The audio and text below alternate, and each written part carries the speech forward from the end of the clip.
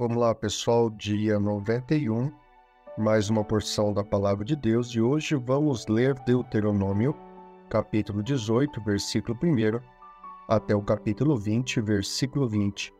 Diz assim: os sacerdotes levitas e todo o restante da tribo de Levi não terão posse nem herança em Israel. Viverão das ofertas sacrificadas para o Senhor, preparadas no fogo, pois esta é a sua herança. Não terão herança alguma no meio dos seus compatriotas. O Senhor é a sua herança, conforme lhes prometeu.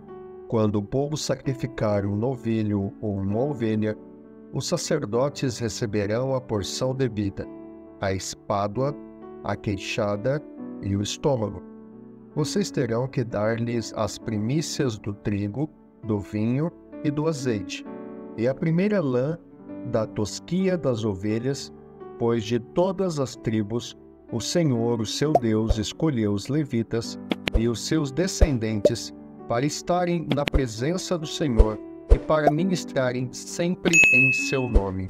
Se um levita que estiver morando em qualquer cidade de Israel desejar ir ao local escolhido pelo Senhor, poderá ministrar em nome do Senhor, o seu Deus, à semelhança de todos os outros levitas que ali servem na presença do Senhor.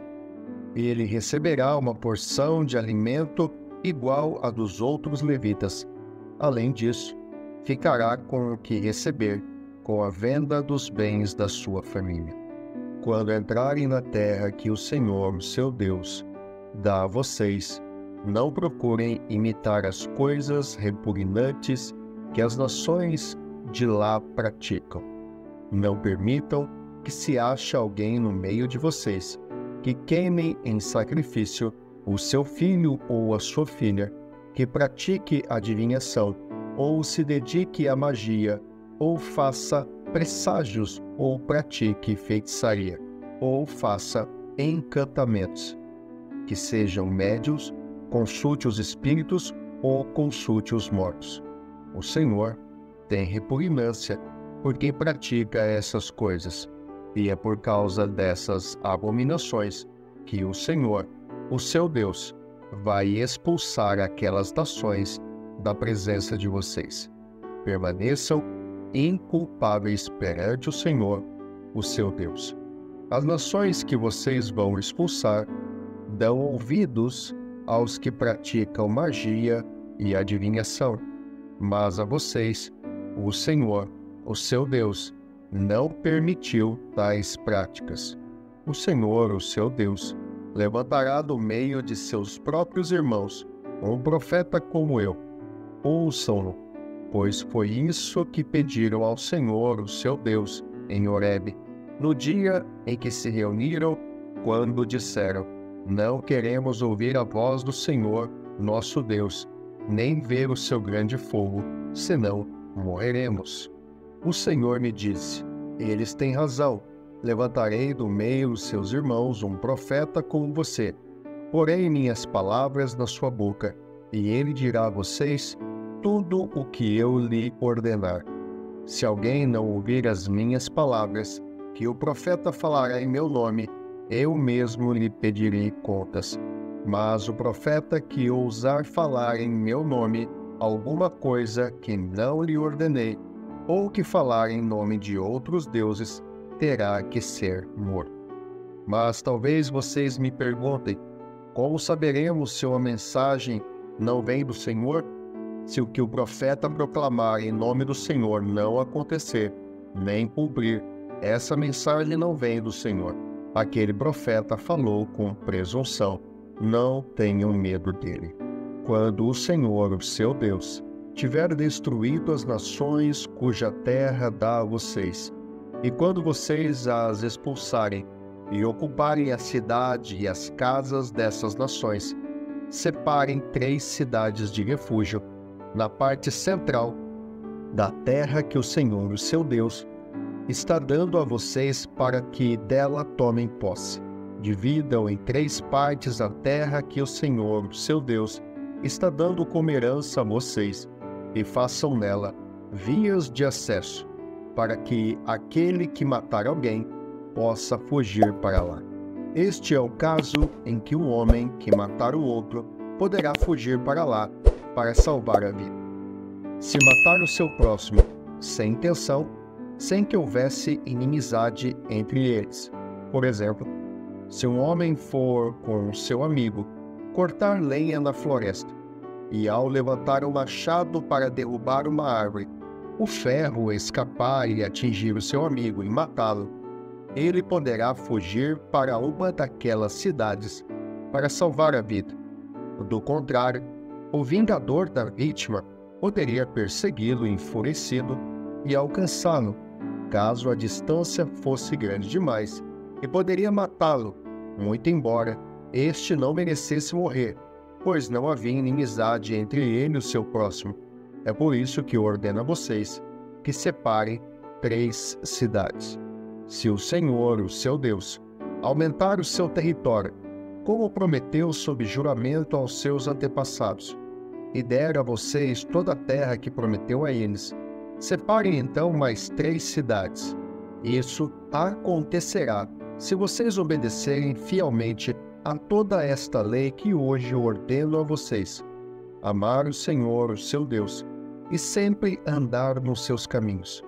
Façam isso, para que não se derrame sangue inocente na sua terra, a qual o Senhor, o seu Deus, dá a vocês por herança, e para que não sejam culpados de derramamento de sangue. Mas, se alguém odiar o seu próximo, ficar à espreita dele, atacá-lo e matá-lo, e fugir para uma dessas cidades, as autoridades da sua cidade mandarão buscá-lo na cidade de refúgio e o entregarão nas mãos do vingador da vítima para que morra. Não tenham piedade dele. Eliminem de Israel a culpa pelo derramamento de sangue inocente, para que tudo vá bem com vocês. Não mudem os marcos de divisa da propriedade do seu vizinho, que os seus antecessores colocaram na herança que vocês receberão na terra que o Senhor, o seu Deus, dá a vocês, para que dela tomem posse. Uma só testemunha não é suficiente para condenar alguém de algum crime ou delito. Qualquer acusação precisa ser confirmada pelo depoimento de 2 ou 3 testemunhas. Se uma testemunha falsa quiser acusar um homem de algum crime, os 2 envolvidos na questão deverão apresentar-se ao Senhor, diante dos sacerdotes e juízes que estiverem exercendo o cargo naquela ocasião. Os juízes investigarão o caso e, se for provado que a testemunha mentiu e deu falso testemunho contra o seu próximo, dê-lhe a punição que ele planejava para o seu irmão. Eliminem o mal do meio de vocês. O restante do povo saberá disso e terá medo, e nunca mais se fará uma coisa dessas entre vocês. Não tenham piedade, exijam vida por vida, olho por olho, dente por dente, mão por mão, pé por pé.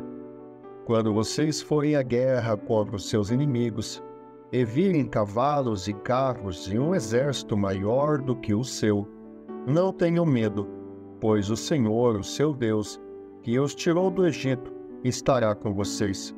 Quando chegar a hora da batalha, o sacerdote virá à frente e dirá ao exército: ouça, ó Israel, hoje vocês vão lutar contra os seus inimigos. Não desanimem, nem tenham medo.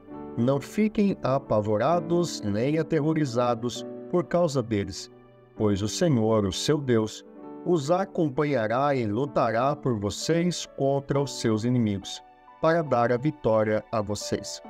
Os oficiais dirão ao exército: há alguém que construiu uma casa e ainda não a dedicou?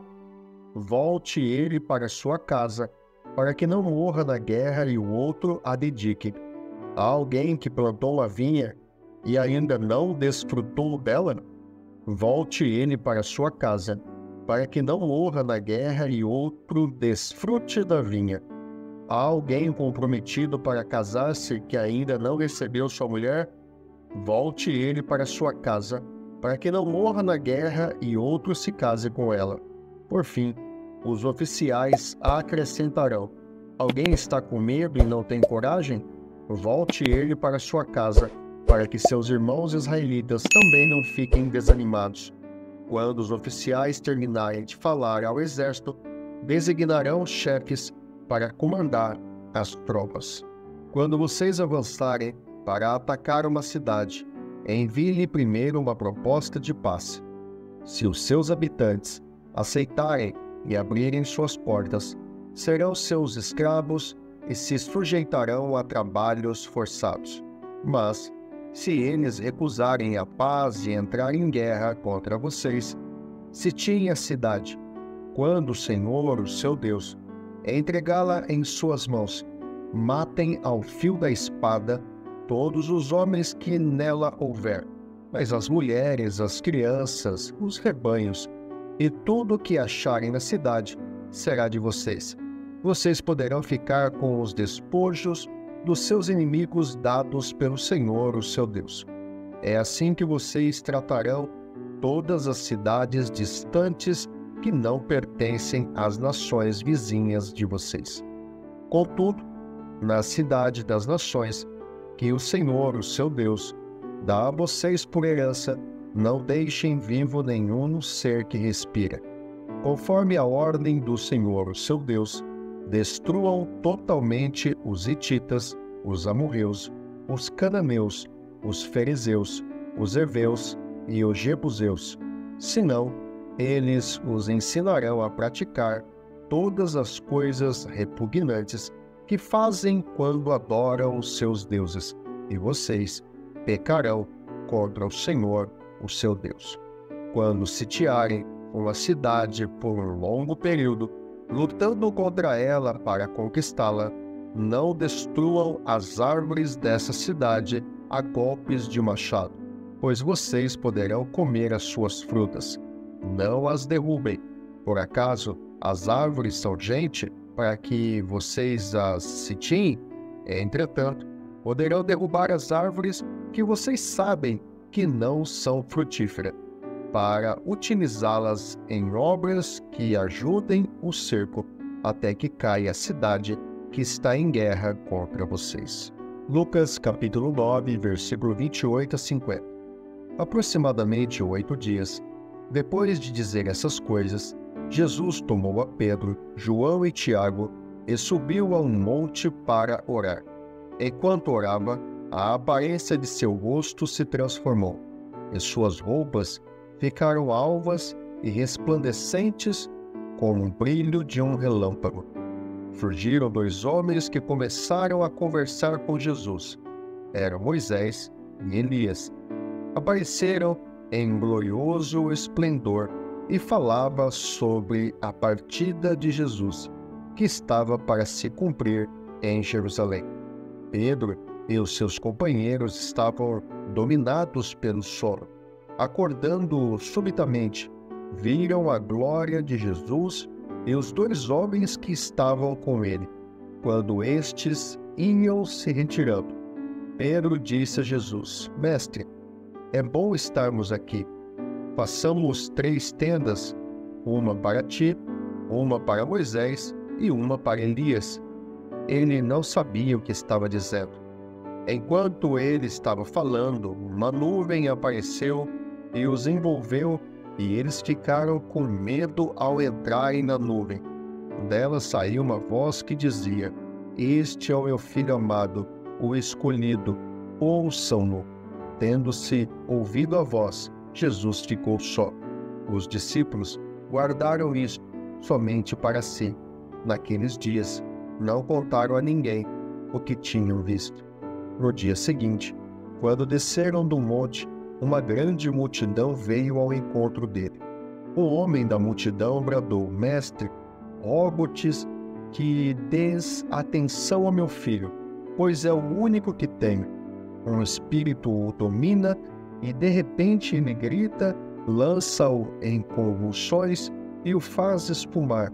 Quase nunca o abandona e o está destruindo. Roguei aos teus discípulos que o expulsassem, mas eles não conseguiram. Respondeu Jesus: Ó geração incrédula e perversa, até quando estarei com vocês e terei que suportá-los?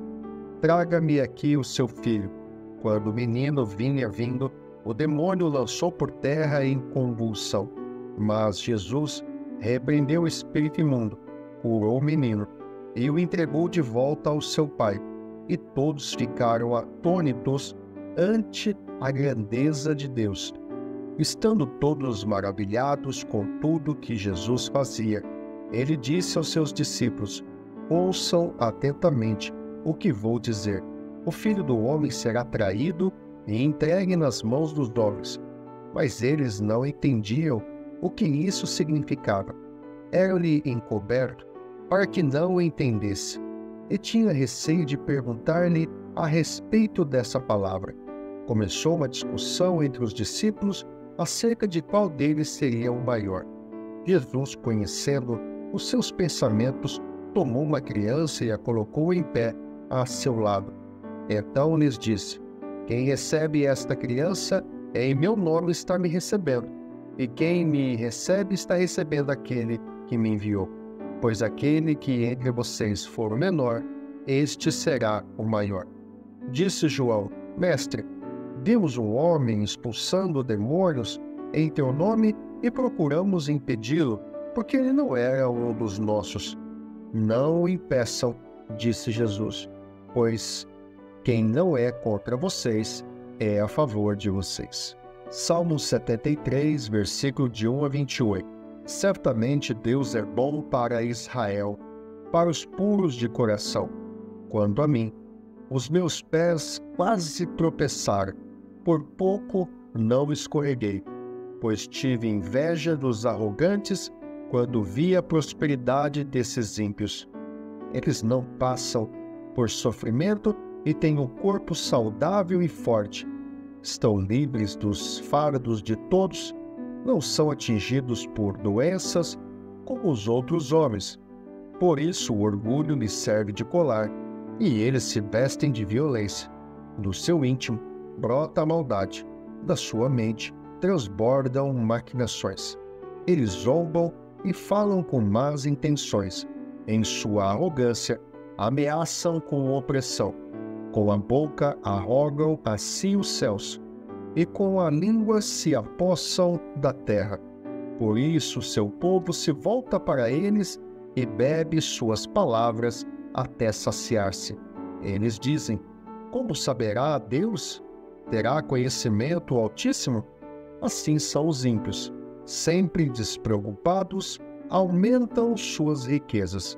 Certamente me foi inútil manter puro o coração e lavar as mãos na inocência, pois o dia inteiro sou afligido, e todas as manhãs sou castigado.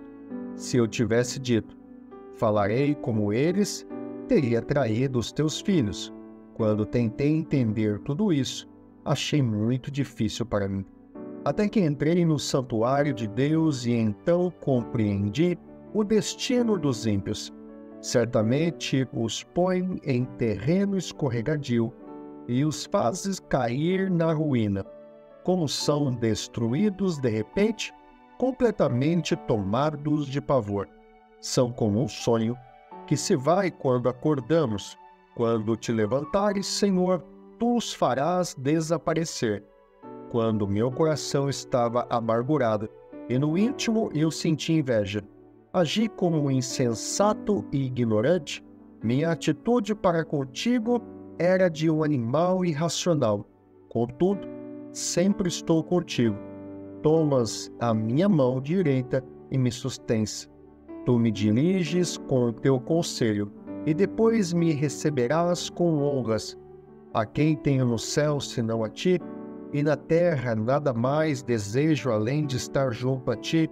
O meu corpo e o meu coração poderão fraquejar, mas Deus é a força do meu coração e a minha herança para sempre. Os que te abandonam sem dúvida perecerão. Tu destróis todos os infiéis, mas para mim, bom é estar perto de Deus. Fiz do soberano Senhor o meu refúgio, proclamarei todos os teus feitos. Provérbios, capítulo 12, versículo 10. O justo cuida bem dos seus rebanhos, mas até os atos mais bondosos dos ímpios são cruéis.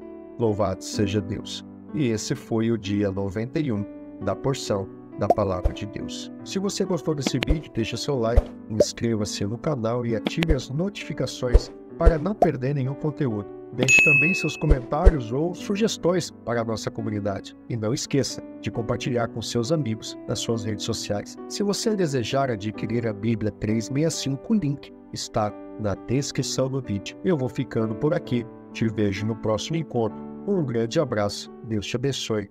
Até lá.